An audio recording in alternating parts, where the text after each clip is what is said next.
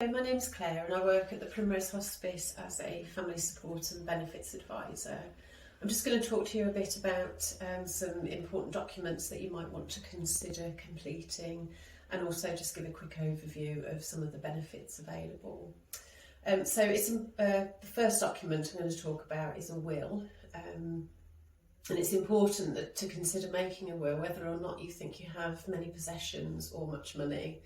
It's important to make a will because if you die without one, there are certain rules which dictate how the money, property or possessions should be allocated. This may not be the way that you would have wanted your money to be allocated, so it's definitely worthwhile for that reason. Unmarried partners and couples who've not registered a civil partnership cannot inherit from each other unless there's a will.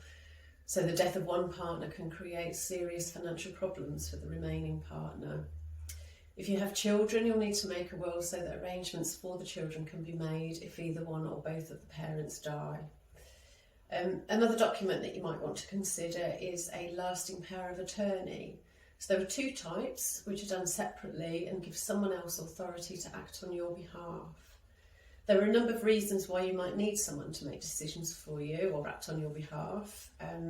This could just be temporary. For example, if you're in hospital and need help with everyday tasks such as paying bills, or it may be longer term. For example, if you've been diagnosed with dementia and you may later on lose the capacity to make your own decisions in the future. If you're married or in a civil partnership, you may have assumed that your spouse or civil partner could automatically make decisions for you or deal with your bank account and pensions, or sort out decisions about your health care. This is not the case. Without a power of attorney, they won't have the authority to do this.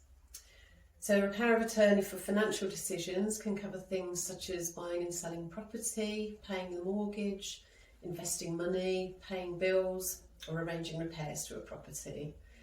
So power of attorney for health and care covers any decisions about your health and care and can only be used once you've lost mental capacity.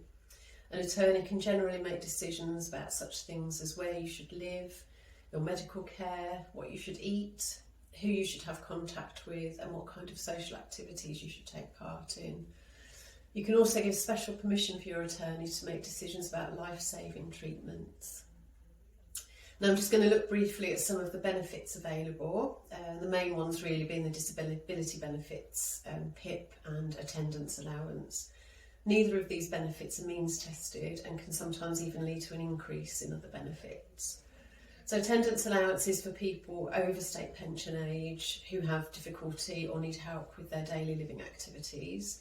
There are two rates. If you just need help during the day, the rate is $59.70 a week, but if you need help during the night as well, that goes up to $89.15 a week. PIP is a similar benefit for people under retirement age, again having difficulties or needing help with their daily living activities. There are two rates again, depending on the level of difficulty you have, the lower again being $59.70 and the higher $89.15. There is also a mobility component with PIP, again depending if you're having difficulties moving around. Again, there are two rates for this. The lower is $23.60 a week and the higher is $62.25. It's also possible, if you get the higher rate of the mobility component, to possibly have a mobility car and the money goes towards paying for that rather than you actually having it. So there's lots of other benefits available. If somebody has to give up work because of an illness, universal credit covers most of those benefits now, but they all depend on individual circumstances, so it's always worth getting a benefit check done.